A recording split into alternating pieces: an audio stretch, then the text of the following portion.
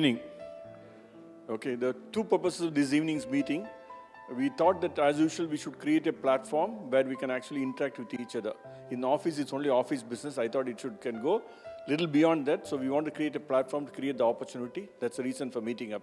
While doing that, we thought we'll introduce you to a topic which is a little enigmatic. I think some of you might have already undergone this program. I think the first time that I heard about what design thinking was when Shika in Infosys said, I'm going to convert my entire organization into the way they think that it should be doing design thinking. Thereafter, I tried to talk to a few people to find out what it was. I think all that what I got was a Google answer, which I could have got it myself, right? So the topic has been that way. It's like number of times people tried to explain to me in the project what is waterfall all about and what is nimble-footedness all about and what's the third one? Agile. What is Agile all about, right? I think so the more we get exposed to this, the more learned that we become, it becomes contextual, okay?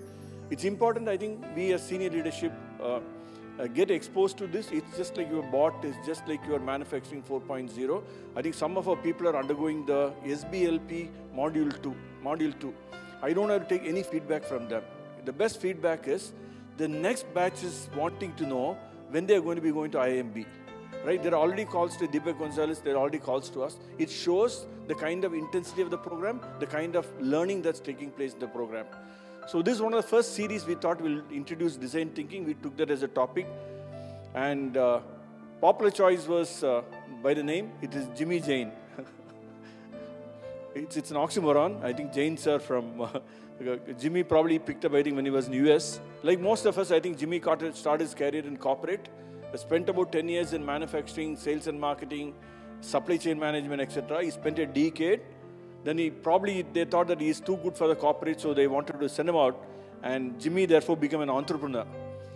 He's part of a society called Society for Design Thinking Professionals, a forum that the group has started, which actually makes community out of professionals to work on design thinking, right? So he's got a set of community.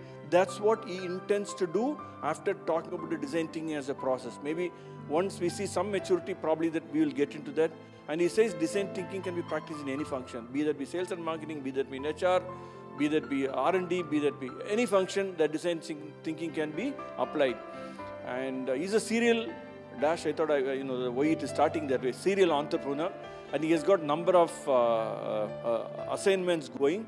He's working with a number of companies across Chennai. He works fairly actively with Mahindra, with our Ashok Leyland service team. I think that should be something attractive for you to learn about. I think they implemented a process called Prism. I believe he works fairly closely with Ashok Leyland service team, right, on design thinking. So we thought we'll give an exposure.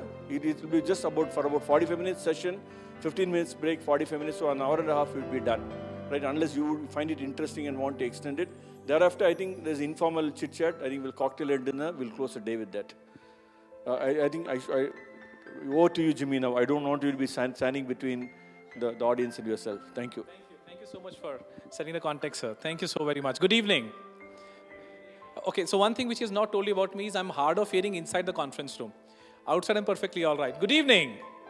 Thank you. I know it's a long day, and the intent is not to use a method which is called death by PPT. So no Gyan. What we're going to do is, we're going to do a lot of exercises. If you can see that table, my colleague Somesh is there. He's going to be the provisioner. A lot of things are there. We're going to do. We're not just going to think about design. We're going to do design thinking, right? But before that, my belief is you must know who I am, what do I do. Because if you don't trust the messenger, you will not trust the message. And my belief is life is like an open book. 3 main chapters, my work life, my education, and my personal life. I'm going to open all 3 chapters in front of you, post which feel free to ask any questions about me. I'll be more than glad. And that is the time you can ask questions about me, otherwise it will be only about design thinking. So I started my career about 23 years ago on a shop floor, moving from one machine to the other, carrying a vernier caliper and a drawing. I was in the quality control department. Moved into production, worked in different functions, worked in foundry, worked in final assembly. But I realized I wanted to travel. And I remember there was a walk-in interview in Delhi. And those days, I'm talking of 1998, I actually wrote my resume with my own hands, thinking that probably it will impress somebody. because there was no computer, so to say. And I remember walking to their interview, there were two gentlemen, and they said, since your experience is in manufacturing, we will see if there is any requirement in manufacturing, we'll pass on the resume. But there was one gentleman, he said, no, hold on. And because I said, you know what, if you want me to go into manufacturing, return my resume. I don't want even to go there. And rest is history, and that gentleman was Mr. Bhartendu Kapoor. So he was the one who took my interview when I joined M&M, and he was the one who took my exit interview as well. Right? So I consider him one of my mentors. Thank you so much for, life is always a full circle. I've seen him always on this side. Today I'm on this side. So with a lot of gratitude, I begin. And from there, I moved to training, started consulting, and I realized doing one certification into the other, and that's where I chanced upon design thinking about 2.5 years ago. And yes, of course, I can see Anand after I'm seeing her for a long time, 14 years, and I still remember your name. See, I'm good. Sorry, I'm kidding. So I work for a company called Sequel. Even though I'm an entrepreneur, but I still work for a company. I'm just a custodian, sir. And the intent is to build a community of people who can evangelize design thinking.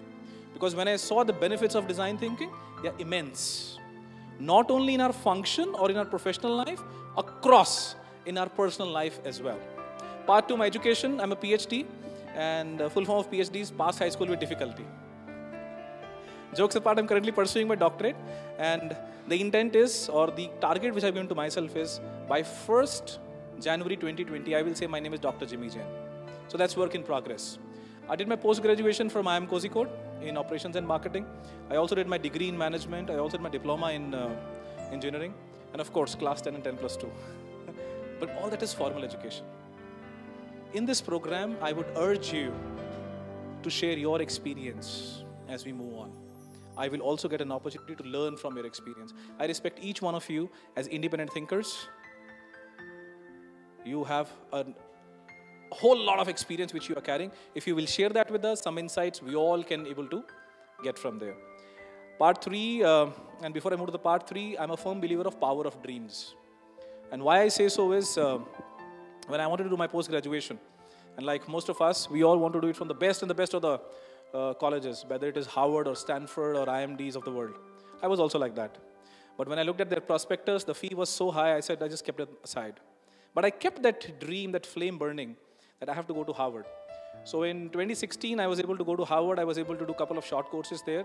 And that's where I realized that if you continue to hold on to a dream, it certainly comes true. So I'm a firm believer of power of dreams. And I always tell people, you should also believe in power of dreams. Part 3, my personal life. I'm born and brought up in a place called Chandigarh. Most of my early life I've lived there. Then I lived a lot of my life in Bangalore. I'm married to one wife. I have 2 elder sisters, both of them married, settled in Chandigarh. I have a daughter of 8.5 months old. And I still read comics. I love to read. I'm a long distance runner and I play tennis. And I also play African drums called djembes. So that's about me. Any questions about me? I'll be more than glad to answer. Oh yes, certainly. In fact, believe me, sir, any and every interview where I've walked in or any or every training program, this question has always been asked to me. So I was born in the time when Jimmy Carter was the US president. Jimmy Connors, Jimi Hendrix. The name Jimmy was very, very common. So my father gave me this name Jimmy. Yeah, certainly yes. But the name was popular and I still remember, we had a huge connection of those LP records. Right? So that's how the name, he started calling me Jimmy. And the name stuck. It's different, people remember it. I used to my advantage. All right. Anybody else before we move on? Okay. So in this exercise, let's straightway get into knowing you. What we will do is, if you look at design thinking, how many of you have heard of this term called design thinking? Okay, only a couple of you. Okay. How many of you think you are creative? Okay, perfect. So, studies have shown that the moment you ask this question, are you creative? More than 50% people say no, they are not. Okay. So let's straight away get into a small exercise. And this exercise needs to be done in pairs. So quickly decide who are you going to pair with. Sumesh, can you just give one sheet to everyone? Pass it on something to me, I'll help you. So one sheet, keep one and pass, sir. Quickly decide who is your pair, who is your partner.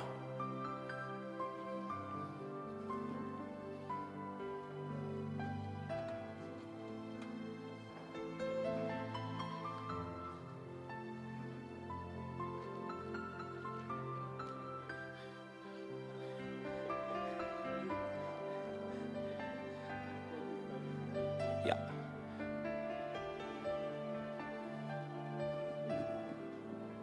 One sheet each. We are also giving you crayons.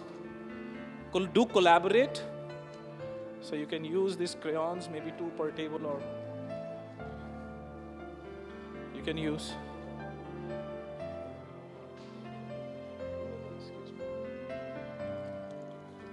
So depending on what preference you have, you can have maybe a sketch pen or a crayon. Sorry? Where's your sheet, sir? You should have, no. One, no. One each. One each. Certainly, sir. One each.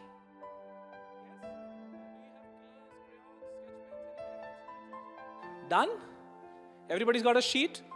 Or at least one crayon or one sketch pen to write or draw? Possible? All right. Now this is going to be very, very interesting.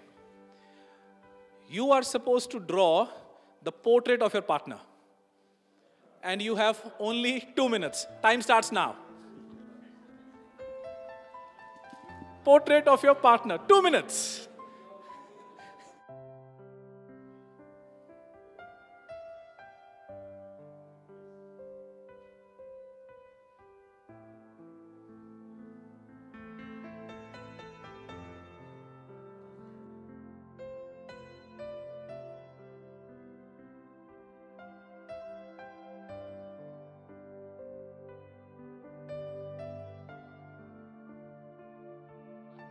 Okay, last 30 seconds. Wow. Nice. Last 10 seconds. Okay. All right, time up. How was this activity? How is the portrait of your partner? Why don't you share the portrait with your partner and show them what you have made for them? And if you have to give marks to your partner, anyone who would like to give 10 out of 10? 8 out of 10. Wow. Okay, so we are still not done. For somebody, what I could hear is, for somebody it was good, for somebody it is pathetic, for somebody it is awful, for somebody it is beyond words. Yeah? Let's continue. And what I'm going to do is, I'm going to tell you a few more things. Continue the drawing, draw a baby. That's a very limiting mindset, sir.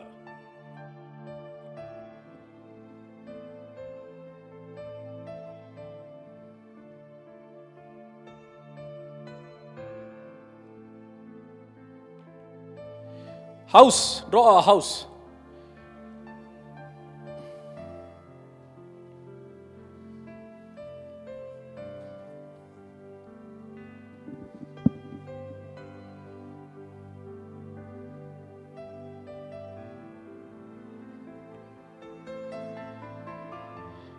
Okay, last one. Draw innovation.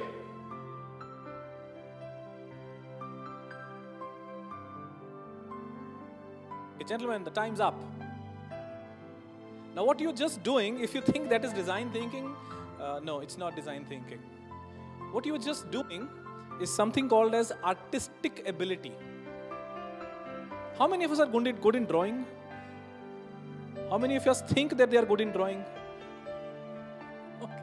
You know, I remember in the school days, I used to run away from drawing and I also took Sanskrit so that I could stay away from drawing. And I remember drawing a duck. Remember using this hand as a stencil, making a duck, and that mountains, and there's a small river, and there's a tree, and there's a hut. And of course, a rising sun. So, yes, rising sun, absolutely, sun in the middle, isn't it? Now, all this is artistic ability. Design thinking is not artistic ability. But what it focuses on is your creative ability. And one of the key things for design thinking is to go visual. So instead of telling people what you should do or what you are trying to explain, design thinking focuses on going visual.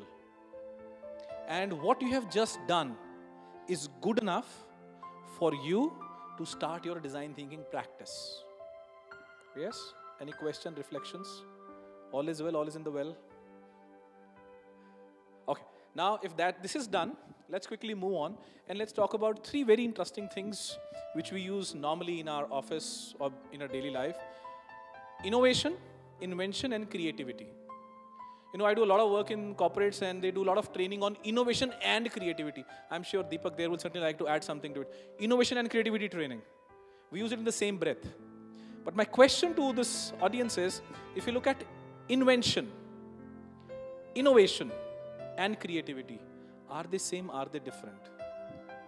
Different? How are they different?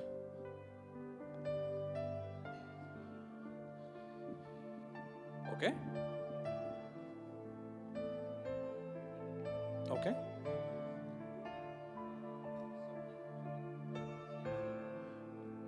All right? Creativity.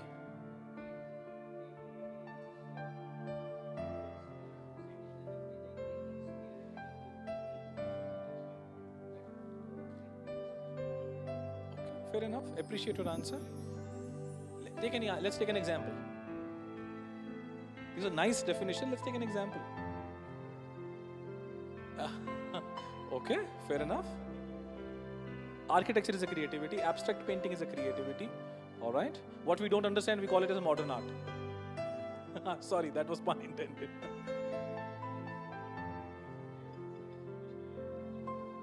Okay. Without creativity, innovation and invention cannot happen. All right. Any other thoughts? Anyone?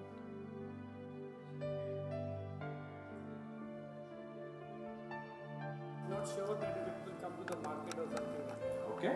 But creativity is which has got end use for something existing to be created well. Fair enough.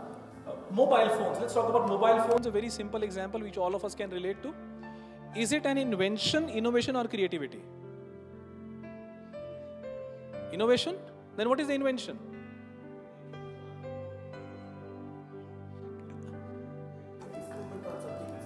Absolutely right, sir. But let's take in the context of this mobile phone. So what is the invention? The telephony was the invention which probably Alexander Graham Bell did. And the usage of that invention is innovation. Right? Creativity is a thought or an idea which may or may not be workable. For example, sometimes in the friends, when we are generally having a conversation, sometimes we say, "Arey, wow, that's so creative." And we just let that thought go. Right? Let's take another example, Uber or Ola or the cab aggregators. So is this invention, innovation, or creativity? Innovation of?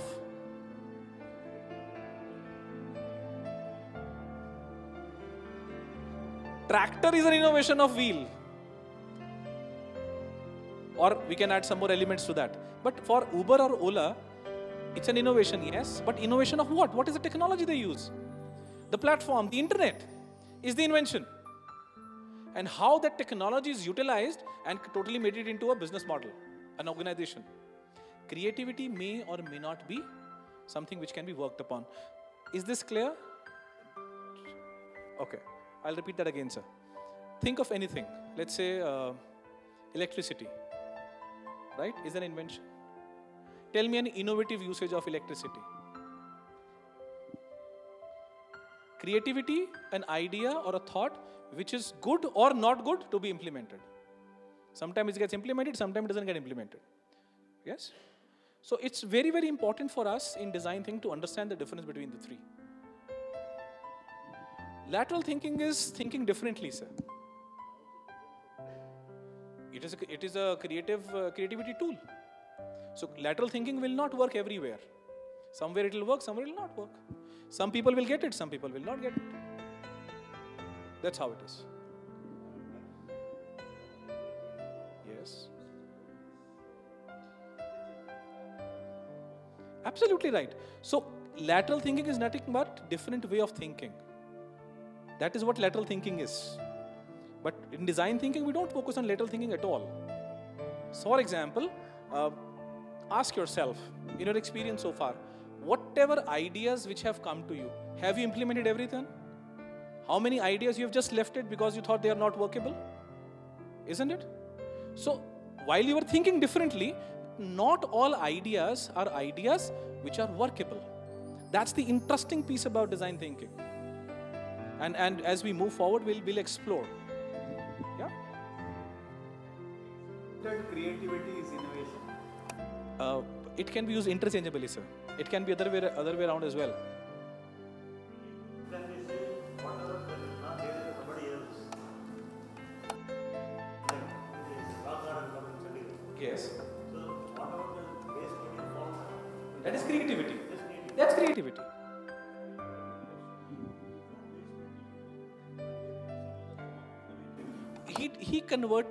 What he did, as he said, he thought creatively and created something. There could also be a possibility you thought something, but you are not able to execute it. But it is still creativity.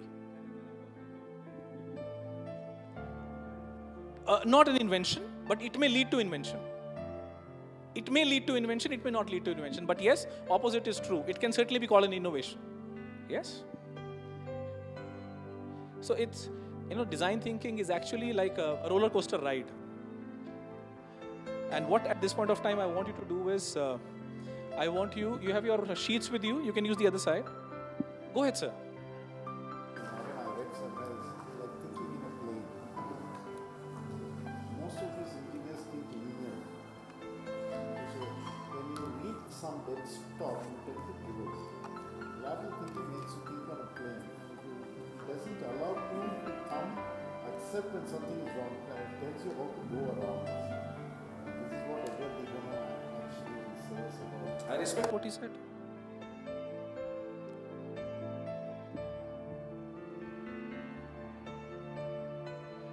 Shall we move forward, sir? Okay. Yes. So you have your sheets with you. Let's use another simple example to take the next step towards design thinking. You can use the other side or the same side depending on how much space you have in your sheet. We all use wallets. I'm talking the physical wallet, not the e-wallets. Wallets. Draw an ideal wallet. Whatever you think is an ideal wallet. People over there can also participate. Yeah? Sumesh, if you can just give them the sheet, please. Thank you. Ideal wallet. You can certainly take out your wallet and look at it and draw. No problem at all. Draw an ideal wallet.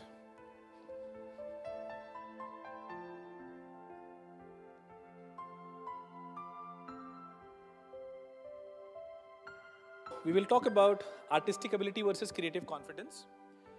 We'll also introduce design thinking to you. And there are 5 steps to it. I'm sure you must have seen on the standees also. And those are the 5 steps, which begins with empathy, define, ideate, prototype, and test. What we're going to do is, as I said, we'll have a lot of discussions. We'll learn by doing. And I'm also going to show you some videos to ensure that we are able to reinforce our learnings. Right? The question is, what is about... There's a certain interest in design thinking if you see the world over. Who is behind this? Why are we doing this? Why are we here? So if you see the world over, the application of design thinking, as I said earlier, gives you a lot of benefits. And it is also said that it is absolutely human-centric.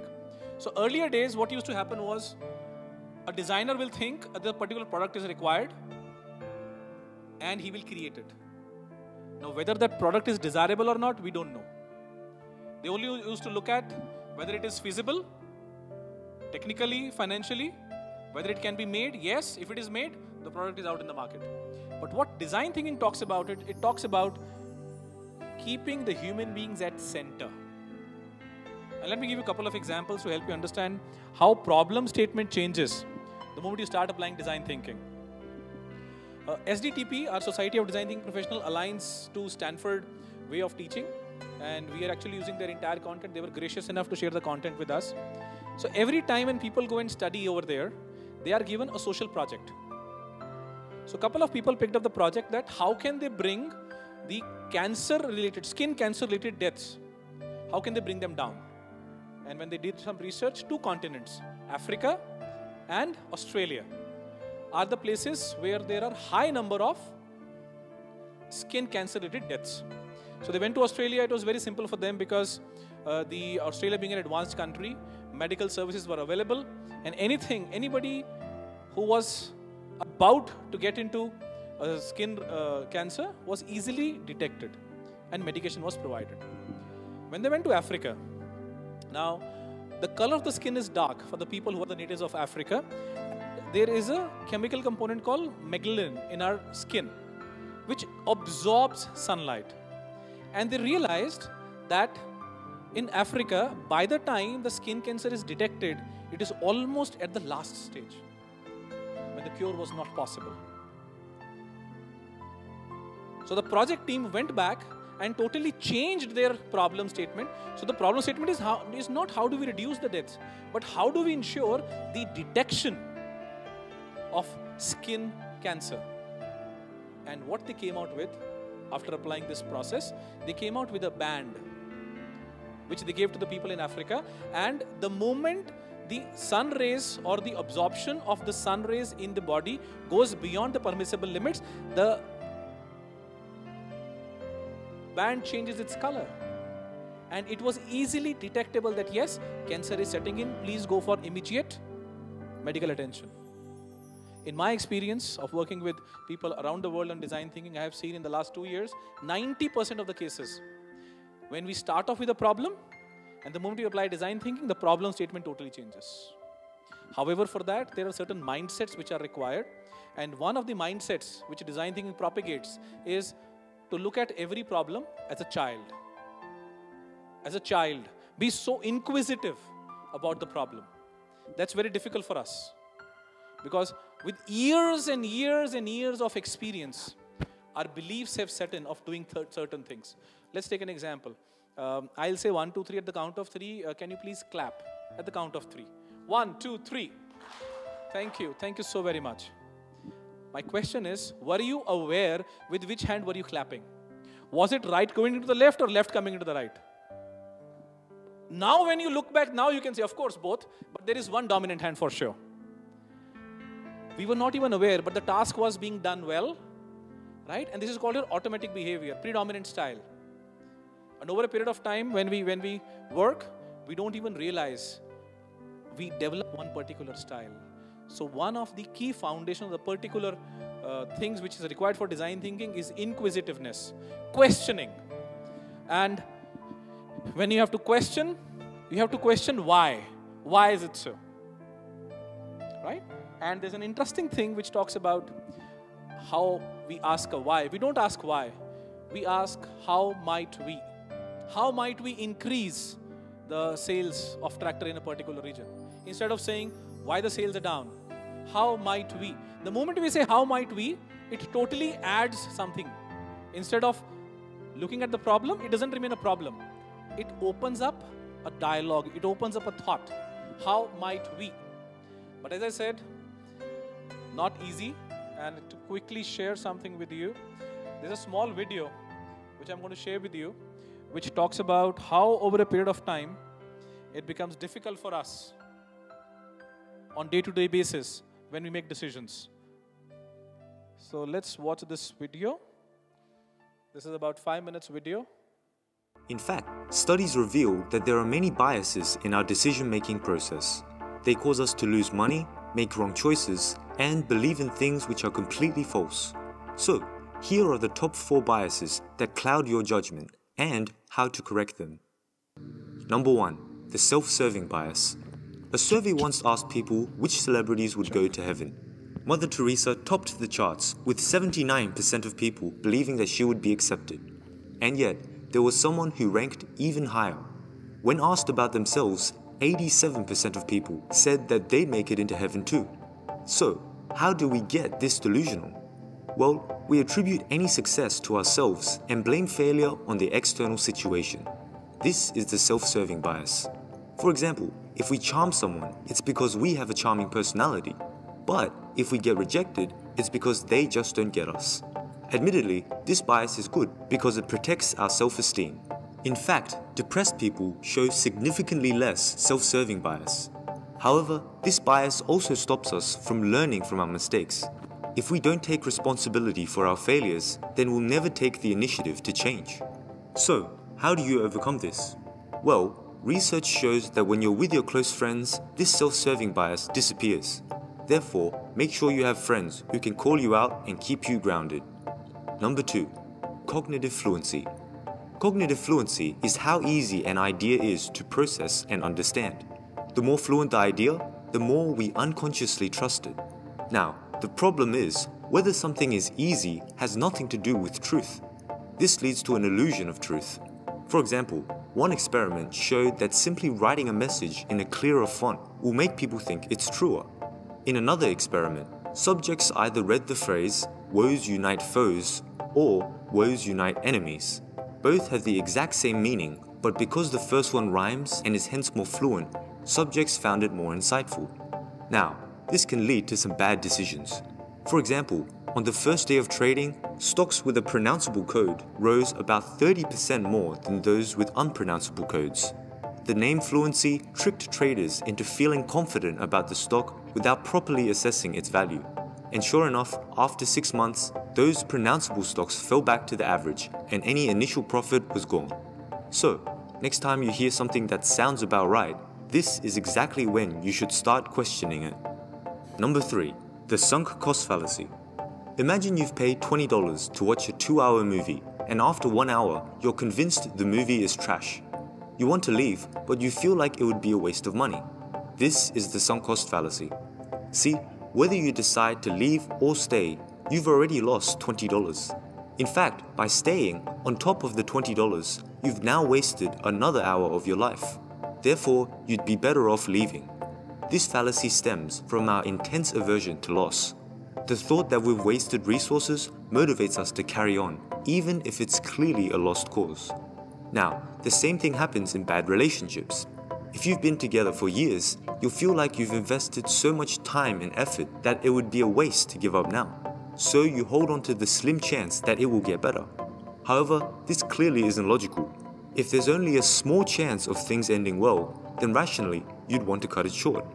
In all cases, you should focus on the future costs and benefits, and not let your previous loss influence your decision. And number 4, the confirmation bias.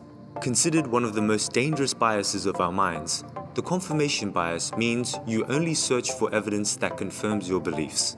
This simple bias explains why so many people stick to unscientific beliefs.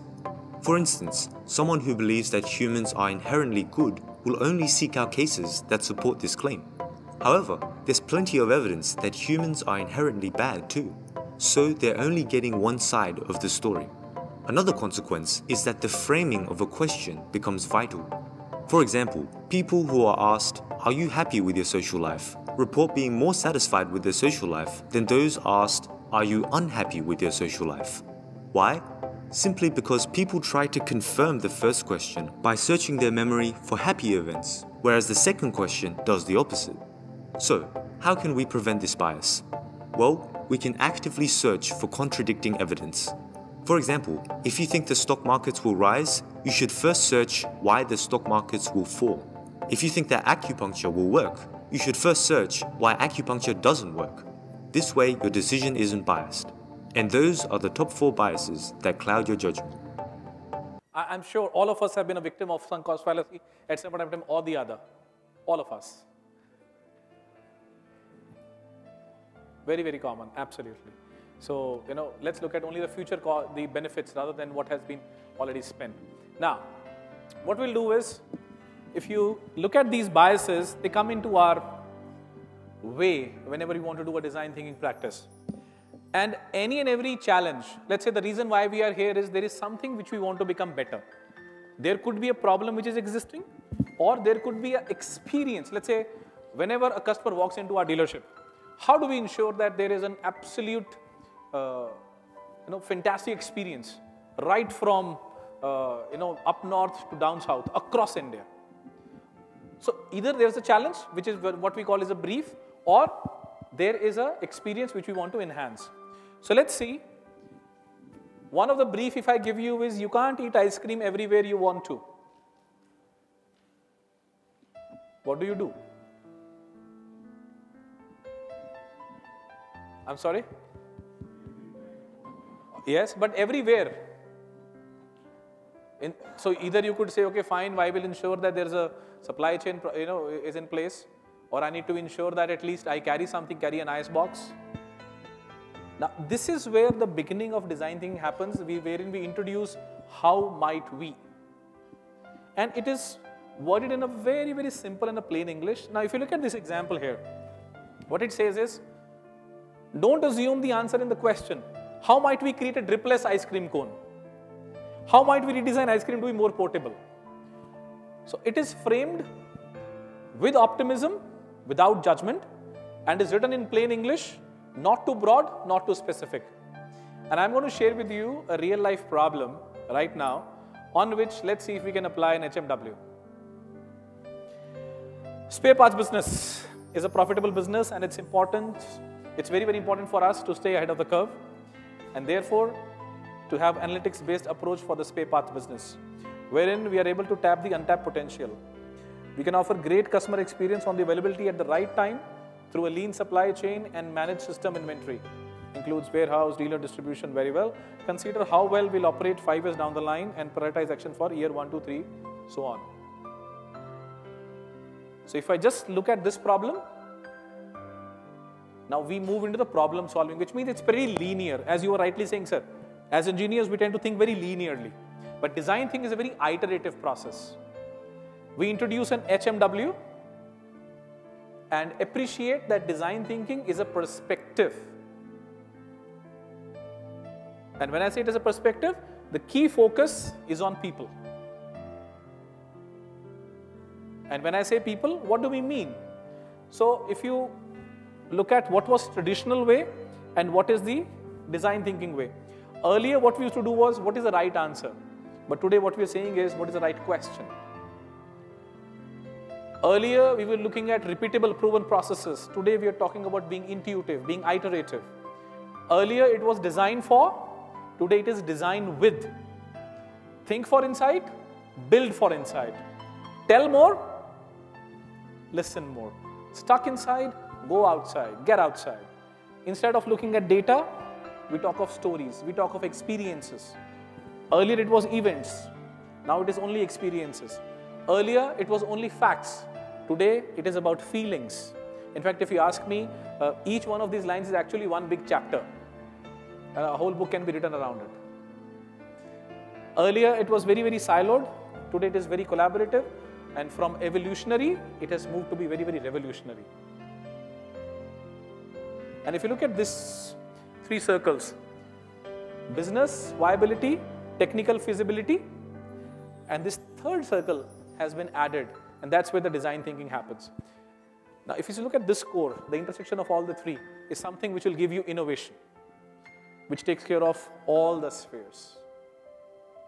And world over, I don't have to tell you the companies which are using, these are some of the companies which I was able to show here. Whether it is the Apple or whether it is the Bank of America. Just to give an example, Bank of America came out with a small project called Keep the Change. Now in India, we have a culture of savings. In US, we don't have a culture of savings. So let's say the bill is of $3.50. Equivalent amount of 50 cents is deposited into the account of the customer. Maximum up to $200 a year. And in just 6 months, they got 10 lakh people signed up for this project, and out of which 2 lakh customers were new customers. And I don't have to tell you in the financial services how difficult it is to get even one new customer. 2 lakh new customers in just 6 months. That's the power of innovation. And as design thinking, it's holistic. It takes care of everything. Whether we are talking about the brand or the service or the product or the business or being digital, and we do create options. And the process to create that option is empathize, define, ideate, prototype, and test. And we are going to do this instead of just knowing about it. You are working with your partner. Yeah, I'm talking about the pair here, not there, right? The partner. Now, what you will do is, I would want you to reach out to your partner and interview them. When I say interview them, You have only 3 minutes to interview. Once you are done, the other person will, your partner will interview for next 3 minutes. Ask them, what does wallet mean to them? Interview them, what does wallet mean to them? Time starts now.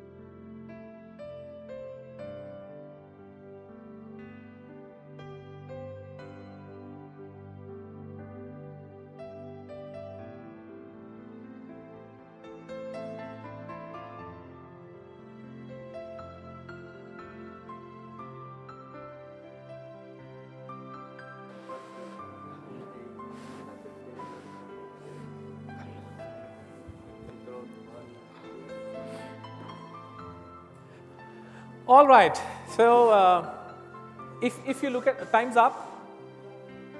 Were you able to find out what does wallet mean to your partner? Or was it absolutely superficial? For example, when somebody, think of a situation, when somebody's got a wallet, what it means to them. If somebody may be carrying money, why do they carry money? What is the meaning of for them to carry money? Somebody may be carrying a credit card or a debit card.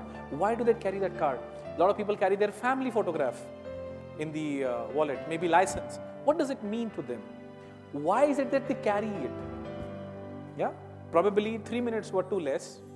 I'll give you a couple of examples. For example, in one of the sessions which I was doing, one gentleman said, he's got a wallet. He's so attached to that wallet, even if he's not using it, but he has framed it and kept with himself.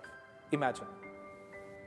When I started working, my father gifted me a wallet. I don't use that wallet anymore, but I still have preserved that wallet because it's got a lot of emotional value attached to it. Some people say they feel independent if they have wallet, right? So get into a little more detailing. Try and understand what is not said, maybe in the non-verbal cues, with the tone.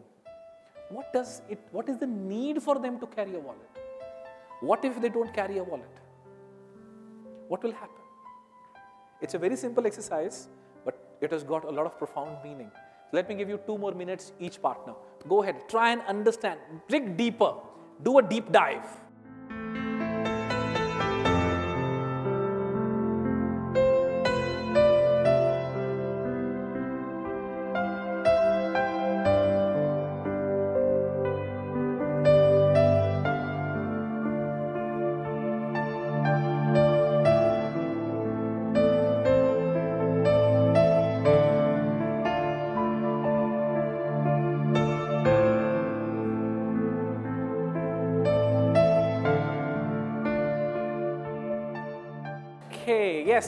Yes, my friends. Can I call you friends? One program I didn't ask, we are not your friends. So, shall we? Okay. So, anybody wants to share anything? What is the insight you have received here? Sorry, done? Any insight which you want to share with us? Yes, Mr. Das. Can I have the mic, please? Gentlemen? Initially, he described about what should be there in a wallet. Wallet. Basically, like credit cards, cash, then. But actually what is coming out when you deeply go into is basically he travels outside. He is in exports, he goes to a different country. The one thing is when you are outside of your home, you require that as if all the convenience in one place. Somebody asks sometimes a passport, sometimes a photograph. Sometimes he says that a small SIM card so that I can communicate at a different place. Not only the SIM, I believe that pin to take out the SIM. Pin to take out the SIM, and also it should be locked because sometimes you will get change in different countries. You keep and it should not fall down. All that basically a security and a convenience when I'm outside. And he's telling I don't bother about the wallet when I'm at home because I am assured of all that thing. So when I'm in an insecure atmosphere, I'm looking for a security and convenience. Oh, lovely. Very nice. Thanks. And this revelation came or the uncovering happened when you when you got into a little more deep dive. All right, very nice. Thanks. Thanks for sharing, sir. When we were discussing, I think three things came out. One is about the utility, what PC Dash explained, various things, okay. Money, card, all those things. That is utility. The other part is the emotional attachment. Okay, for example, okay, my grandfather gave me a wallet, which I am preserving, okay. It's probably 20 years old, 25. I don't use it, but it is there with me, something like that. So every wallet, many people have a emotional attachment to it. That is there, the emotional value. The third is, okay, how wallet can go to the next level, probably how technology can help, the security features, all those things. How you can find out, many a times we keep the wallet somewhere and then search for it. So technology can help, okay, with the press of whatever your key, this thing or something. Some siren, something. Yeah, something like that, you can find out those kind of things. So there are three angles to it. Oh, lovely. That's very nice. Thank you so much for sharing, sir. I was reading somewhere, I don't know how far that's true. He doesn't carry a wallet.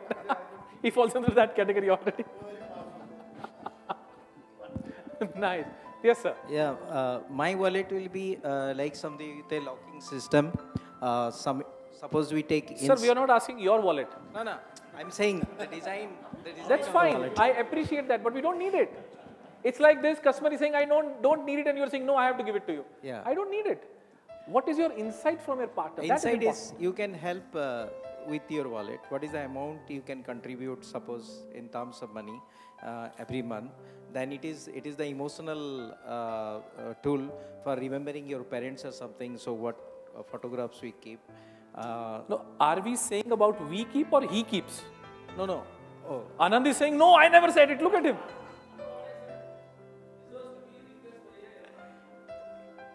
Yeah. So where is this information coming from?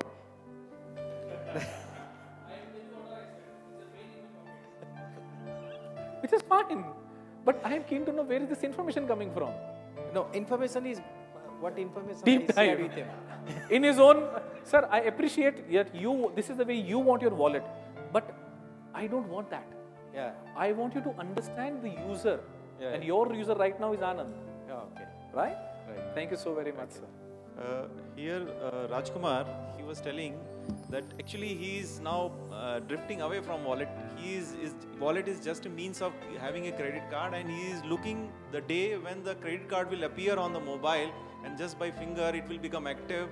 And so he is not actually he's not Only using there, sir. Very nice. Good, nice. See, yes, sir, yes. What I was thinking, like, wallet, I was thinking wallet is a wallet. Today I was thinking, like, if we have to make a company of selling wallets, how many variants I need to have? Somebody is looking for electronics to come, somebody is looking at spiritual angle. So how much variants and how will we do this business, like, with the different customers' needs here? And let me humbly submit to you, sir, wallet is just a metaphor. What we are actually talking about here is, if you have to create a product, or if you have to create a tractor, right? Or if you have to create something which all the customer will say, yes, I need it, how you will do it. And that's probably the process which we have to. Now, what you have actually done, if you see the first part, which is empathy, right? We have gone into understanding the user requirements. Now, it's not easy. Let me be very honest. And I appreciate that you have made an attempt to do this. What we recommend is, it needs certain set of mindsets. And I didn't get your name, sir, the gentleman here. Cyril. Okay. So we were discussing, of how fine, and we realized, if you look at this process, the moment this human element is added, everything else undergoes a change. Otherwise, if I remove this, it's a very simple problem-solving process. And that's where the entire thing begins. Is it human-centered? No, sir. That's certainly not, for example, QFD. For time immemorial, we have been using quality function deployment methodology to understand the customer needs. We understand the voice of customer, mind of customer. However, empathy here talks about not only understanding what they need, it is immersing yourself. For example, let's say person will claim, he is there, that he is immersing customers, correct, no? He is empathizing data form. Why I'm asking you is want to clearly distinguish how is it this empathy is different. The customer, what they do. Just hold on to your question. It will get addressed as we move on, sir. Right? I will certainly ensure that it's taken care of. But I will not take away the fun here because it is there as we move on. How it is different. Mindful of the process, culture of prototyping. So one of the key differences, if I go back to your question, is design thinking says fail early, fail cheaply in order for you to succeed sooner. Otherwise, if you see, when we create a prototype, by that time a lot of investment has gone in. What design thinking says is make protos. Not something which is real, but something which is rough to inspire. And from there, let's take the user. For example, let's say if you have to make something for a cockpit of a plane. And are you a pilot? If not, then we have no idea what it takes to drive, to fly an aeroplane. Similarly, I'm not disputing the fact that the product group is not doing the empathy. However, are we actually ensuring that all the applications, whatever our customers are doing, right? I'm sure they are doing it, to understand how it is being done. And for that, they say, take sponsored users with you. Sponsored user is nobody but your user. What we say today is, let's look at the mass users. For example, let us say Iodex. I'm sure we all know Iodex. What is the primary usage of Iodex? Pain reliever, right? For any muscular pain. Do you know any extreme users of Iodex? What are the extreme uses of Iodex? Drugs, addiction. Yes. A lot of people use it as a bread spread and eat it as a jam. Yes, sir. Yes. That's an extreme user. Yeah. So we'll talk about that as we move on, right? Let me give you a very simple example how an extreme user was able to help a company and the extreme usage actually became the main usage. If you look at this, gentlemen, I doubt, I wonder, but still, to give benefit of doubt, can you recall what is this? Can you identify what is this? Oh, no, it looks like a screwdriver. It's a potato peeler. It's a potato peeler. And I'm sure if you walk into any lifestyle or any home store today, you will find a lot of potato peelers like this. But this company called Oxofoam, a brand leader in its category, they never had nice cushy handles earlier. Cushy handles. So if you see, this handle is very cushy. And the cushion is very nice. You can actually hold it beautifully. Earlier, the handles used to be very, very stiff. Right? So the thing which happened was, the owner of this company, his wife was suffering from arthritis. And she could not use the peeler in that form. So he thought, can I create a peeler so that my wife can use it? And the moment he made this, it so happened that everybody wanted to use this. So how the need of an extreme user actually became a product which was the best selling in its category. So this is another difference which design thinking brings in. Look at individual customers. For all you know, what they are looking for, it can totally bring a revolution in what you do. Right? So this is what they say. Look at the extreme users. So what we did just now in the first stage was interviewing. It's one of the methods. Right? You were being non-judgmental, trying to understand what your user is saying. And from there, we move to something called as define. So can I request you to define a problem statement for your user? Whatever insights you have received, can you write down, this is the user, this is what he or she wants to achieve with this particular product, which right now is the wallet.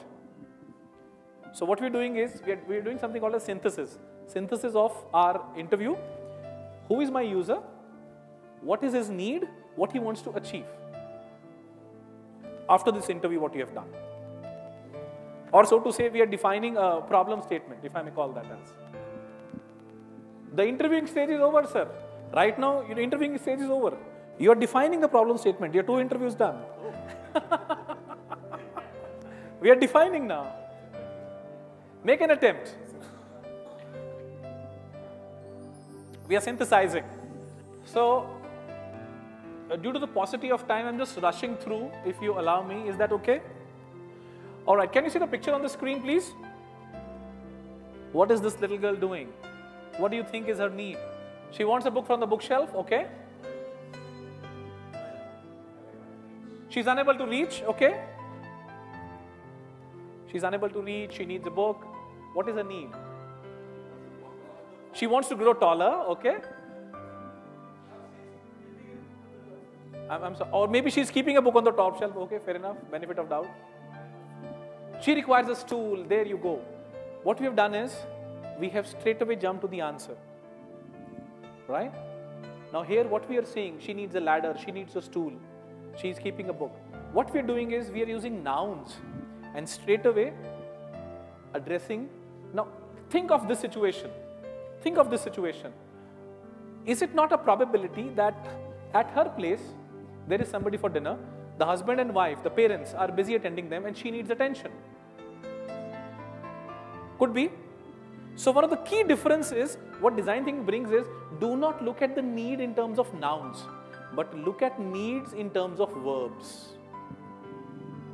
Look at needs not as a nouns. Okay, fine, she needs a stool, she needs this, she needs that. No. Can you think of a need as a verb? And let me give you this example, a project which was done in the healthcare sector. What you have just done, you have actually created something called as your POV, or point of view. Now this point of view is developed based on the interview or the empathy you did. Right? Who is the user? What is the need? And what is the insight? So if I give you something like this, the user is a teenager, need is to eat healthy food, and the insight is certain nutrients are necessary for physical and cognitive health development. Now if you look at this slide, what comes to your mind? Is this a real need?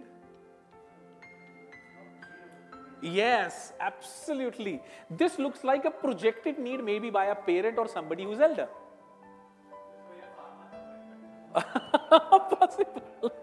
Or somebody says, you know what, this is the way a teenager should be. But when you start looking at teenager as a user, this is what emerged. Look at the difference here. Instead of a teenager, 9th grade girl at a new school. What is the need? To feel socially accepted while eating health food. And the insight is, in her group, social risk is more dangerous than the health risk. Now, if this information is there, what could you do to address this need? And look at this, if I go back. If this information was there, what you will make vis-a-vis what you will make now, there will be 2 different things altogether. Yeah? So with this insight, can you go back to creating your POV for the wallet? Who is your user? What is the need he or she has? And what is the insight you have? Try and look for that emotions.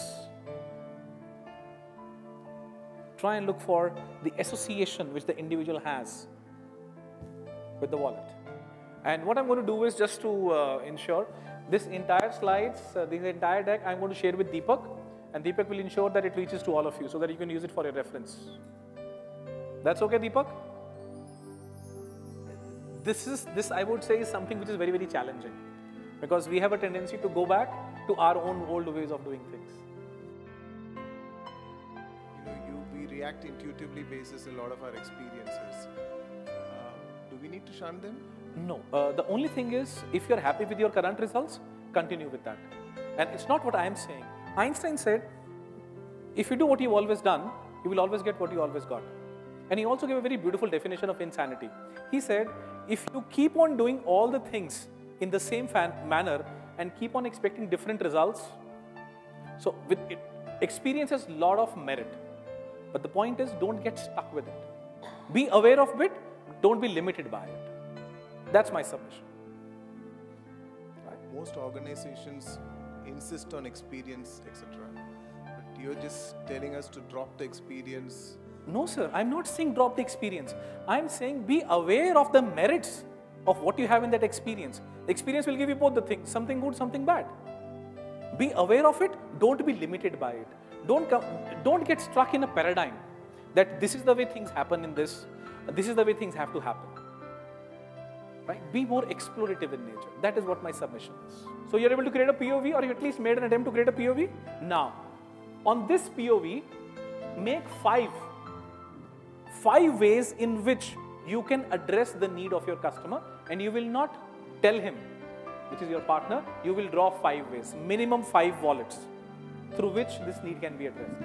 In one of the programs, one gentleman drew 37. I'm not saying that's a benchmark, but 5 is certainly a benchmark. What you have done is, you have met your partner, interviewed the partner, you have created your POV. Now, how this POV gets converted into the requirement, which is nothing but minimum 5 ways in which you will draw. If you want, I'll give you extra sheets, no problem. Draw minimum 5 ways in which you will be able to address the need of your partner. I understand it's difficult for all of us to draw, but stretch yourself. Make an attempt. Let it be messy, no problem. Sirf draw karna hai, only you have to draw. Minimum 5 ways in which this need can be met. Minimum 5 ways. Minimum 5 drawings, sir. I can only see 3. No, sir, I want to see those 5, sir. With you, I want to see 5. Otherwise, you will say I have drawn creatively. Correct. So that is one draw. One. Fair enough. Fair enough. Done? Minimum 5 is done. Take those drawings to your partner. Now, please understand a very critical point here. Do not become a salesperson. Do not become the salesman of wallet. Your job is not to push the wallet that, look, I have made this for you. You must buy at least one of them. No. Your job is just to share and take feedback. That's it. 3 minutes for this exercise. Don't push your product. Just share and take feedback.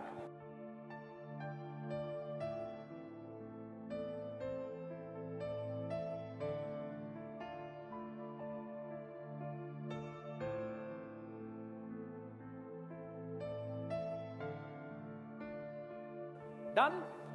Ladies and gentlemen, are we done? Okay. Can I have your attention, please? Now, move to the next step. And the next step is, based on the feedback what you have received, you showed your partner 5 ways in which the need can be met. They must have given you some feedback. There could be possibility out of all those 5, they picked up one good thing from one, something else from the other model, so on and so forth. Make one final product, or which means draw one final wallet based on the feedback what you have received. Go ahead, please. Draw one final wallet based on the feedback what you have received. Okay, so what we have just done is, if I take you back to this step, these 5 steps, we empathized, we defined, and we also ideated. Now this you were doing individually, but when we actually do in the practice, we actually do, there is more than one person wherein you will ideate. And the rules for ideation are, you defer judgment. There's plenty of time which is later which we can utilize, for judgment. Defer judgment, go for the volume. That is the reason why I told you at least make 5. You can certainly make more than that. One conversation at a time, be visual. Now this is very, very important. Remember what we started with? It is all about creative confidence, not your artistic ability. You should be able to articulate and express in a picture. It can be absolutely messy, no problem at all. You can certainly build on the ideas of others, stay on the topic, and encourage wild ideas. Be visual, sir. Words may fail to communicate, pictures may not. That's the whole idea. When you go visual. Because what word you will use to explain something, other person may or may not understand in the same manner. Sir, you are not transporting the picture, you are also there along with the picture to explain. Right? But I appreciate your point. Right? So what we're going to do now is, we move to the next step, which is called prototyping. And what you will do is, we have got a lot of material for you. You're going to actually create a wallet. What you have just done, Don't look at me like that, sir. You have to do it. You can walk up here. There's plenty of material, and you have only 20 minutes to do this activity. Pick up and make the final product what you have drawn. You have to make it something which your partner can touch and feel. Please go ahead. And it's not that you can just come here once. You can come here as many times as you want. Pick up what you need. There's plenty of things. And do collaborate.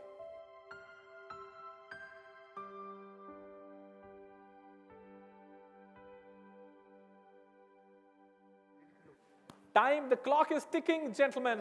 We have 20 minutes for this.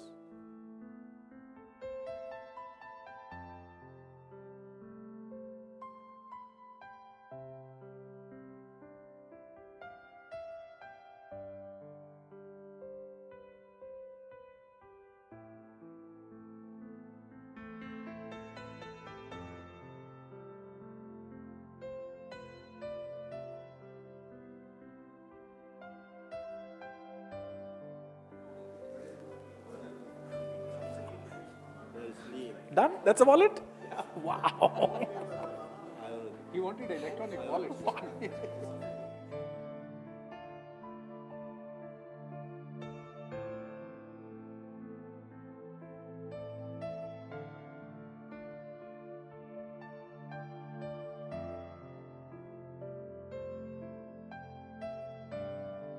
What you have just done is, based on the need analysis or understanding of your customer, you created a product.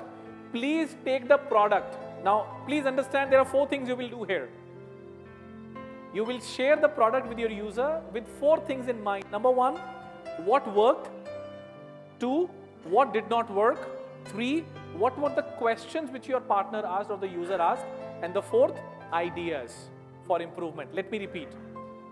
Go to your user or your partner with the product what you created or a prototype what you created with 4 things in mind. Number 1, what worked? 2, what did not work? 3, the ideas. Okay? And the 4th is areas for improvement. Yep. And as I said, your job is not to push. Your job is just to share and take feedback. Maybe a quick 1 minute with each of your partners, with each pair.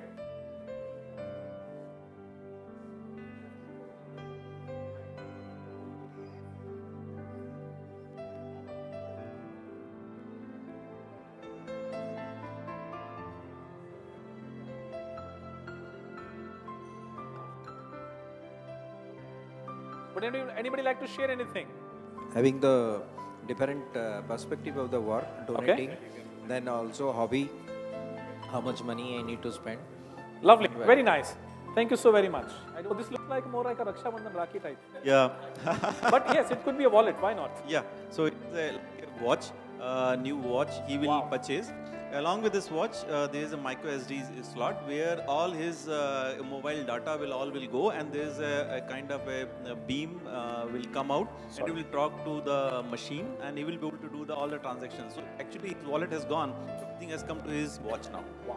So this is more like a smart wallet. Yes, a smart wallet in the form of watch. He's ready, and now he has raised his bar, and he's saying, now next time you come with a mobile into it, so there is no bar for the money. He's saying he's ready to pay any money for it. Amazing. Awesome, awesome. Very nice. Thank you so much. Thank you, sir. See, based on the requirements, what I understood from my partner, so I'm proposing a wallet like the chip type, which you can put it in your hand secretly, so that is safe, and you can. The requirement is not bulky. Not bulky. You should not forget it, and then you should not be able to look. So as a user, are you happy with what he's made? Yeah. He has given 3 prototypes. I have three prototypes. Three Amazing. prototypes. Another one is eyeball sensing. Oh, wow. So wherever so you this go, is the goggle what you have made, is it? It's actually goggle, not goggle. It's actually eyes. A sensor through retina. Yeah, retina. Wow. So you go to the shopping mall or wherever, you see the machine, then based on your eyeball sensing, transaction will happen. Wow. So it is safe. Oh, too good. So similarly, I have futuristic. Too good. Okay, nice. Good. Thanks. Anybody else? Yoon wanted a slim, convenient e-wallet. So very slim, very convenient for him because he doesn't otherwise carry wallet. He wanted a finger touch. So there is a button. He wanted a camera in this. The improvement area now, he says it is convenient, slim, but he wanted little bigger screen and ability to load Korean language in this, which is customized for him. Wow. Amazing. Very nice. Lovely. This is the one. Oh, wow. This is a wallet? Oh, it looks like... So why not? Could be a wallet. Actually, defer judgment. Sriraman requirement is, he wanted the self-esteem in terms of branding. Okay. Okay, and he also wanted security in it. So we have done a co-branding along with the trouser, and there is also a electronic locking coming in the belt, which is used actually. Wow. So all the three are tied up together. Fantastic. A round of applause for each one of you for making this lovely prototypes. You know, the key about prototyping is it allows us to fail early so that we can succeed sooner. Now, if you look at this term design thinking, a gentleman by the name Dave Kelly, is the one who's responsible for making this, a household name today, if I may say so. He's an engineer, he's a professor of engineering at Stanford University and founder of this company called IDEO. If you look at prototyping, how we do it, rough to inspire, it is not a finished product, it is just rough enough for us to inspire. For example, if I have to create a mobile app, I should be able to show it to them. This is how the interface will look like, this is how the screen will look like. If I change the screen, how it will look like. Rapid to involve, build to experiment, and of course, expect changes in your prototype. And the last thing is the testing, wherein you actually test it with your users. And that's how the complete process happens. For me, instead of this, what I like is this slide. If you see, it's so iterative. Inspiration, ideation, and implementation, you don't know where it begins and where it stops. Because, for example, when you're creating a POV, you can always go back and you realize, oh, fine, I need to understand the needs better. You're probably ideating. You realize probably I need to have a different POV. So on and so forth. And people who are interested in looking at linearity of this is how the equation could be. Customer discovery, you add problem discovery to it, you have a working culture, structured and unstructured process, sanity and reason will give you innovation or design thinking. However, it is also important for you to build a story around the prototype or a service. Now, for people who are from service, you must be wondering, you know what, this is more about product. No, it is also about the service. And a couple of pillars through which you can build your story around. And what Stanford propagates is just 3 minutes in your pitch. What is the name of your idea? Who is it for? Why would people need it? What is the solution? What evidence do you have? And what are your next steps? Now, if you see, all this gets answered in your empathy stage, in your ideation stage.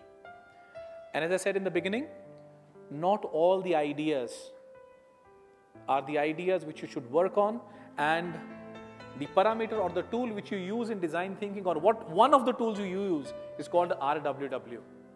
It stands for real, win, worth. For example, is my idea real? And there are a couple of questions to it. I'm not getting the detailing of it. I will send it to you if you need that. Is my idea real? Presuming that there are definitive yeses to those questions, we move to the next one. Can I win it? And the last and the most important piece is it worth winning that idea?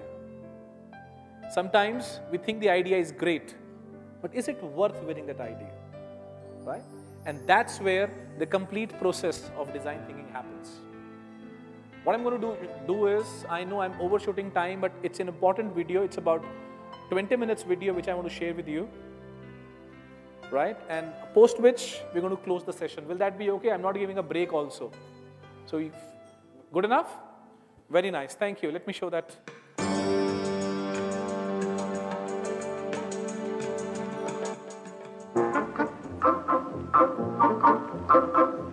It used to be that you deferred to the boss.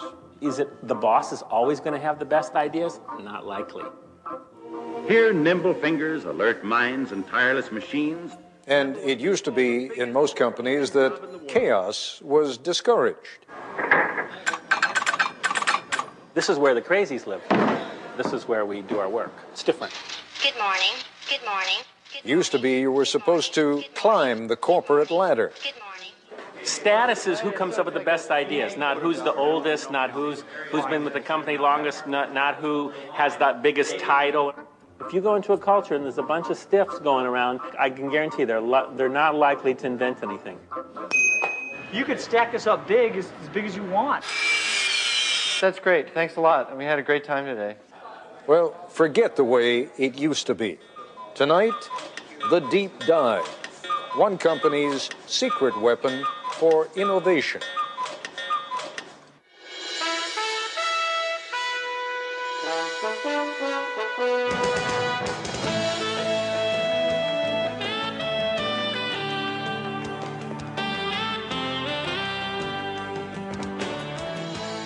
A lot further along in this broadcast, near the end as a matter of fact, you will hear one of the central characters suggest that we look around. The only thing that's not designed by anybody, he will say, is nature. Actually, you could say the same thing by observing that the only designs that don't require constant modification are the ones we find in nature. But the point is well taken. From the buildings in which we live and work to the cars we drive or the knives and forks with which we eat, everything we use was designed to create some sort of marriage between form and function. Does it work, and can we make it look interesting or attractive? What is truly amazing is how long we tend to put up with things that may not work particularly well or may look especially unattractive simply because we're accustomed to them and because no one has ever suggested redesigning those things. There's an interesting distinction between design and invention. Whoever came up with the idea of dental floss, for example, was an inventor, but the man or woman who put it inside that clever little plastic box that lets you tear off just the right length, that was a designer. Now, how does the process of designing a better product work? And would it be interesting to watch that process? When we first broadcast this program back in February, we weren't at all sure what you would think, but judging by the number of you who ordered video cassettes of the program and the number of people who contacted the industrial product design firm that is featured in this program, you liked it a lot. Here was the premise of the program. We went to IDEO, the product design folk, and said, take something old and familiar, like, say, the shopping cart, and completely redesign it for us in just 5 days. ABC News correspondent Jack Smith tells us what happened next. 9 in the morning, day one, and these people have a deadline to meet. So welcome to the kickoff of the shopping cart project. This is Palo Alto, California, in the heart of Silicon Valley, and these are designers at IDEO, probably the most influential product development firm in the world. Designers are the reason TVs have square screens, chairs 4 legs, and toothbrushes nowadays those squishy handles. In fact, it was IDEO that designed those squishy handles. IDEO has designed everything from high-tech medical equipment to the 25-foot mechanical whale in the movie Free Willy and the first computer mouse for Apple. Smith ski goggles, Nike sunglasses, NEC computer screens. Hundreds of products we take for granted. This is called the Neat Squeeze toothpaste tube, which... You invented that. The man who runs IDEO is Dave Kelly, a Stanford engineering professor with a Groucho Marx mustache, a dad of genius, and an approach to innovation that usually works. Well, thank you, Fred. But not always. Thanks a lot. I can show you some products that failed. Came up with this idea called monster shoes, where you take these little monsters and lace them into your shoes, like this. And we built a bunch of them, and I didn't want those either. So. Mostly what IDEO designs, though, does work, and it works very well. Dave and his design teams create about 90 new products every year. The point is that we're not actually experts at any given area. You know, we're kind of experts on the process of how you design stuff. So we don't care if you give us a toothbrush, a toothpaste tube, a tractor, a space shuttle, you know, a chair, it's all the same to us. We like want to figure out how to innovate by using our process, applying it. And so for the next 5 days, the team will apply that process to bringing the supermarket shopping cart into the 21st century. I think first we should maybe all acknowledge that it's kind of insane to do an entire project in a week. Project leader is Peter Skillman, a 35-year-old Stanford engineer. Project leader because he's good with groups, not because of seniority. He's only been at IDEO for 6 years. The rest of the team is eclectic, but that's typical here. Whitney Mortimer, Harvard MBA. Peter Coughlin, linguist. Tom Kelly, Dave's brother, marketing expert. Jane Fulton-Suri, psychologist. Alex Kazaks, 26, a biology major, who's turned down medical school 3 times because he's having too much fun at IDEO. Kids climbing up and doing this. Kids do that? No. Safety emerges early as an important issue. 22,000 child injuries a year, which is, and so they're hospitalized injuries. I mean, there are many others. Not reported in the store. That's you actually have to go to the that's emergency room. hospitalized, right? And theft. It turns out a lot of carts are stolen. You know, what is the average life of a cart? Does it last 2 years, 5 years, 10 years? And how big is this theft thing? 10 a.m. As the team works, it becomes clear there are no titles here, no permanent assignments. And the other side says, gives us a lot of help, says, be safe. Everyone appears to be equal, and they love to mock corporate America. I'll give you status. I'll give you a big red ball on a post, and that says you're a big guy. If you got a ball, you're a senior vice president. You know, what do I care? The desk, the red ball, it's all the same. In a very innovative culture, you can't have a kind of hierarchy of here's the boss and the next person down, the next person down, the next person down, because it's impossible that the boss is the one who's had the insightful experience with shopping carts. It's just not possible. According to Kelly, even employees who merely listen to the boss don't add that much either. So you gotta hire people who don't listen to you, and that I don't think corporate America wants to hear that right yet. I think we ought to start making those lists about the kinds of questions that we're going to ask. The team splits into groups to find out firsthand what the people who use, make, and repair shopping carts really think. Okay, go. The problem with the plastic cart is the wind catches it. Yeah. And these things have been clocked at 35 across the parking lot. Oh, man, that's actually a pretty good point. The trick is to find these real experts, and so that you can learn much more quickly than you could by just kind of doing it the normal way and trying to learn about it yourself. From everything I read, these things aren't that safe either, you know? So probably the seat itself is going to have to be redesigned. What you're seeing here is the kind of social science, like anthropologists, you know, like you go and study tribes.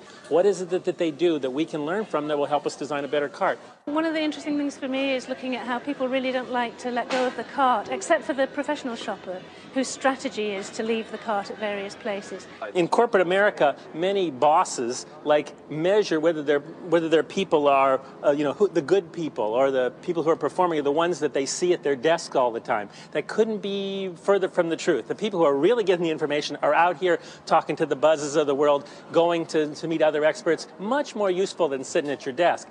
3:30 in the afternoon, and the group is back at IDEO. There is no let-up. Each team is going to demonstrate and communicate and share everything that they've learned today. People went off into the four corners of the earth and are coming back with the golden keys to innovation. A shopping cart has been clocked at 35 miles an hour traveling through a parking lot in the wind. We were in the store, 2 hours, and it was truly frightening just to see the kind of stuff going on. You ought to designate some people to make damn sure that the store owner's point of view is represented. After 9 straight hours, the team is tired. They call it a day. So, everybody cool? Well, that's great. Thanks a lot. We had a great time today. Yeah.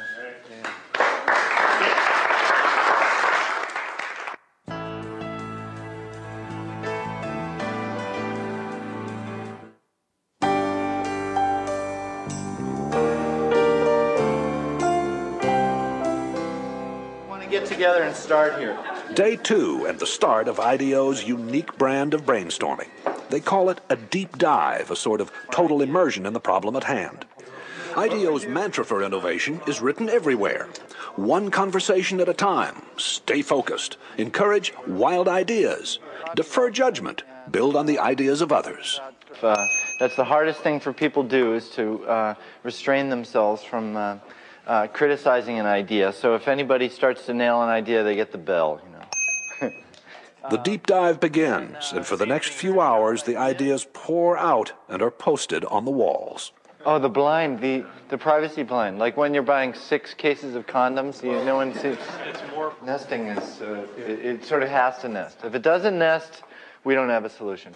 How about Velcro pants and Velcro seats for the kids, and you just drop them down on there? And like Velcro seats?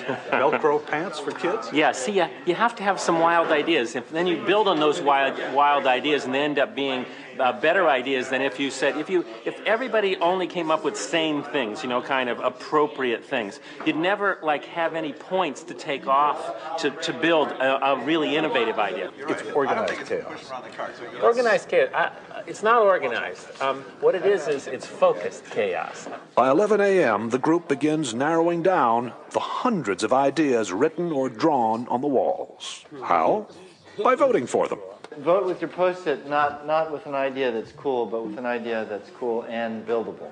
If it's too far out there and it can't be built in a day, then I don't think we should vote on it.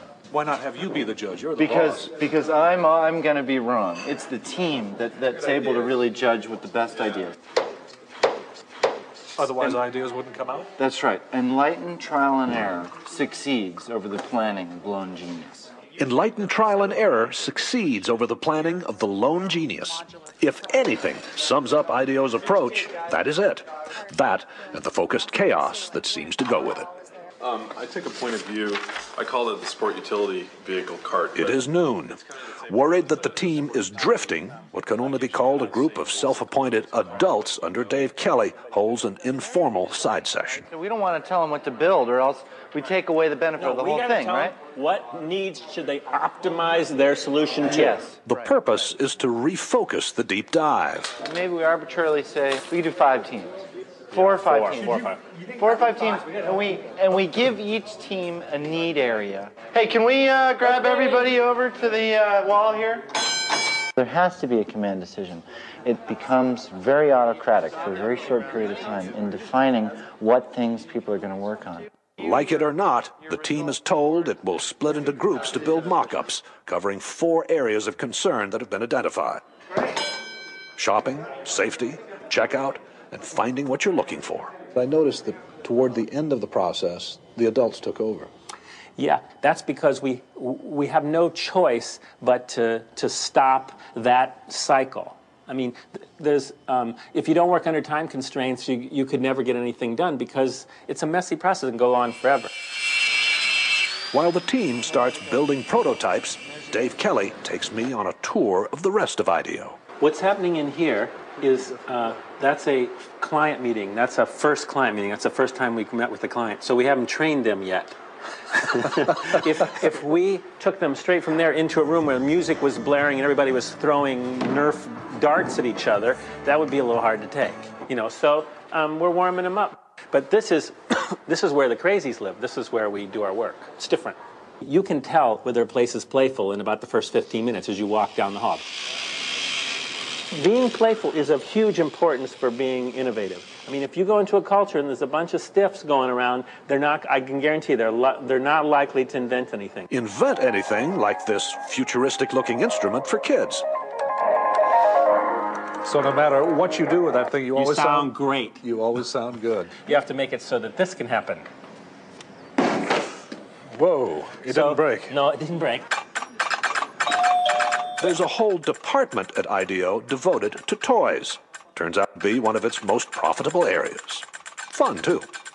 So it got these little wings, and no matter what you do, if I get in trouble here, it's always a spiral. At IDEO, they found that fresh ideas come faster in a fun place. Not only is the furniture on wheels to suit the needs of the moment, but people are encouraged actually to build their own work areas. And they were designing this space and they said to me, you know, we'd like to have, $4,000 extra in our budget for a DC-3 wing. And I said, DC-3, you have to have that? And they said, yeah, they have to have it. So that's a DC-3 wing. Piece of a DC-3 wing, yeah. And that's just decor. That's decor. That's ambiance. You know, that says we're weird and we're proud of it. Umbrellas on the ceiling to shade computer screens from direct sunlight. And bicycles on ropes to prevent clutter. The first guy who hung a bike up on a thing, he didn't come to me and ask me. He didn't ask some facilities person if it was okay. He tried it. And then, he waited and see if anybody complained. If nobody complained, another guy hung a bike up. And pretty soon, everybody's got their bikes up and nobody's complained, right? So it's that whole thing of trying stuff and ask forgiveness, instead of asking permission, is the way people come up with new ideas. IDEO has such a reputation for innovation that client companies are increasingly asking Dave not just for new products, but also to remake their corporate cultures. You may be looking at the workplace of the future here. It's one thing to be able to do a product once in a while, but if you can build a culture and a process where you routinely come up with great ideas, that's what the companies really want. Okay, Peter, we're done. Back at the shop, it is 6 o'clock, and the 4 mock-ups are ready for showing. Baskets also can be, if you think you will have more volume, baskets can be put in. A modular shopping cart you pile hand baskets onto. A high-tech cart that gets you through the traffic jam at checkout. That you could mount a scanner on the shopping cart so that you as the customer, as you pull it off the shelf, would scan each item. One that's built around child safety, and another that lets shoppers talk to the supermarket staff remotely. Yeah, where can I find a yogurt? But the adults, again, decide more work needs to be done before the mock-ups can be combined into one last prototype. Why don't we have all the carts come up here for a second? I think you take a piece of each one of these ideas and kind of back it off a little bit and then put it in the design. The design is still not there. But there's another motto at IDEO: fail often in order to succeed sooner. And some of the team will be up half the night trying to put together a design that finally does work.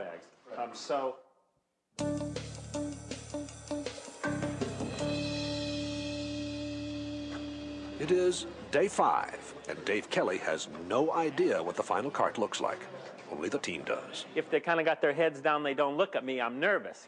If they say, wait till you see it, then I know we're in good shape. So I'm getting wait until you see it. I think that'll be good. There it is! There it is! So we took the best elements out of each prototype, designed this entire cart in a day, and then this cart was fabricated in a day with an amazing team of people in our machine shop pulling this off, working in shifts throughout the night. Wow, I'm impressed. So are we. The cart, which is designed to cost about the same as today's carts, is different in every other way. Hand baskets that stack in a metal frame, and major improvements for all. You just lift the handle up, you drop put the children in, and then you can close the handle right over them, and they instantly have some little bit of a work surface that they can play with. What do you think? Well, I'm very proud of the team. I think it's great. Does this work for you? Works for me great. Yeah. It's also beautiful. I mean, let's take it over to a local supermarket and see what they say. Yeah, it works really well. The cart's wheels turn 90 degrees so it can move sideways. No more lifting up the rear in a tight spot. And you shop in a totally different way.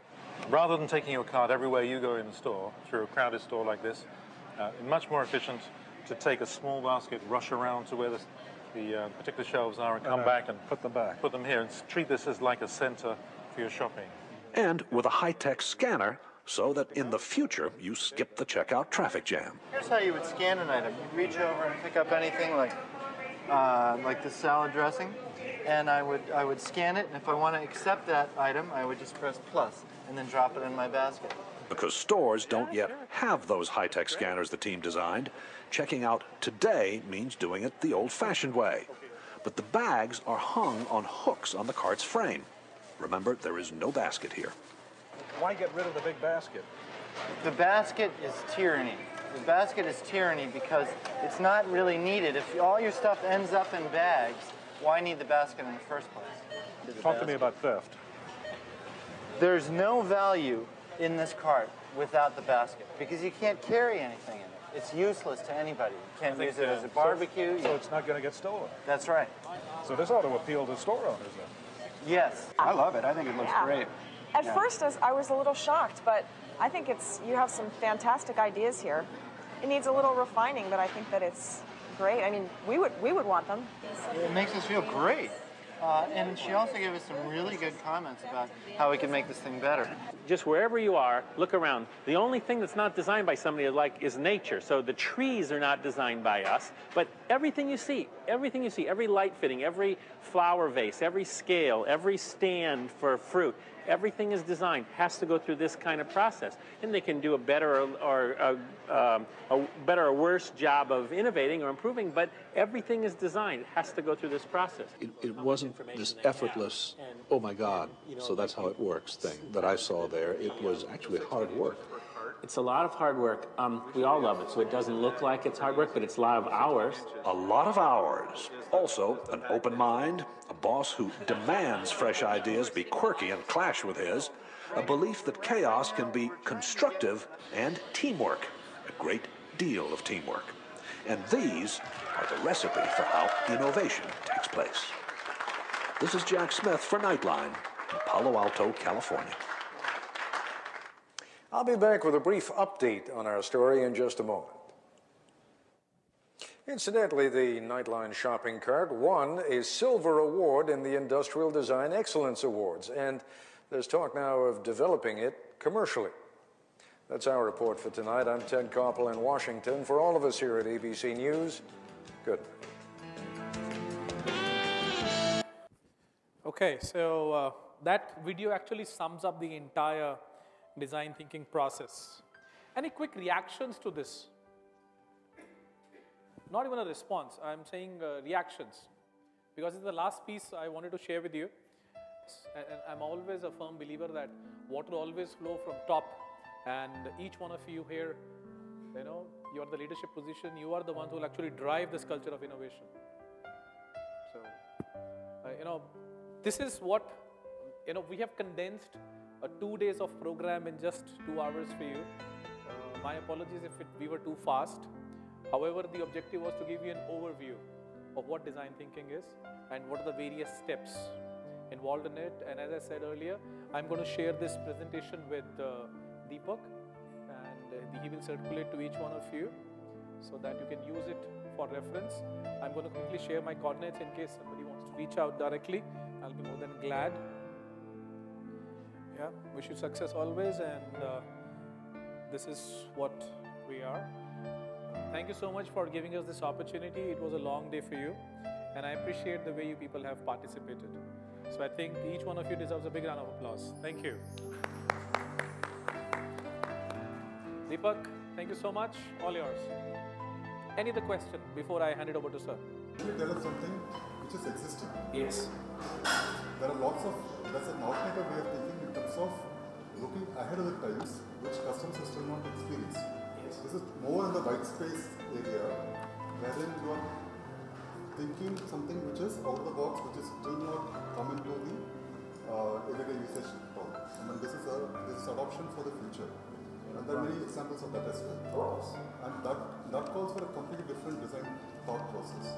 The ideation phase is something which you have to really deep down. For example, the biggest example I can give you is of Apple. No, it is. So there's a very beautiful case study written by Harvard on design thinking at Apple. So the terms, for example, user experience. Apple used to already do it before even the term was coined. Right? So maybe that is another thing which I was also discussing with, I think, with you. I'll also send that case study. Do read that case study. Beautiful. How Apple, I mean, for example, if you look at Apple, sir, I'm taking a couple of minutes. They never looked at computer as a computer. They looked at Apple's product as ways and means for people to live their dreams. So today, if you see, Apple products are very, very aspirational in nature. They may not be the market leader, but they're the most profitable company. So they never looked at product as products. They looked at what does the product mean to people. Similarly, in our product, what does it mean to our users? Can we address that? That's where it could be another HMW. How might we? Imagine if he would have done empathy, we would have not gotten an iPhone. But he said, I will go, yes, it was there. I will go as close to my customer. My customer will not even know what he needs. I will give him what he actually needs. In between you said, look at the needs in terms of verb, not noun. Yes. Can you please elaborate? So, okay, fine. So verb is when we are doing something. So when we say she needs a ladder, so we have straight away jumped into solution. That may not be what she was looking at. Right? For example, she needs a way to reach the book. Then we see what could be that way to reach the book. That is what is meant by verb. When she has to do something. Right, sir? Not necessary, sir. Not necessary. But if she wanted to reach that book, then probably. But if her motive was to seek attention, then whether the ladder is there or not, she will still start climbing up. Or she will do something else. Or we would have redesigned the whole rack itself. Absolutely, possibly. Rack at the floor level. Possibly. So thank you so very much. A simple example of a wallet, it opened a lot of minds, and it was very interesting exercise. It made us run around and very interesting. Thank you very much. Thank you, sir. I also wish to thank the group here. It is the best weekend we have with a lot of learning plus cocktails. So there are just 2 announcements during the course of your dinner. We also would like to have a video collection like this. So some of you would like to give a video interview. Videographers are ready about sharing your experience on design thinking. The second thing is tomorrow by 10 o'clock on your mobile, you will be getting a survey request about this, feedback about this program. You can just rate whatever is your feedback about this design thinking. We look forward to many more such type of design thinking or any other, as Mr. Muthu said, Industry 4.0. And we have a lot of subjects. So emerging subjects, we will continue to have these kind of sessions. Thank you. Join us for cocktail later.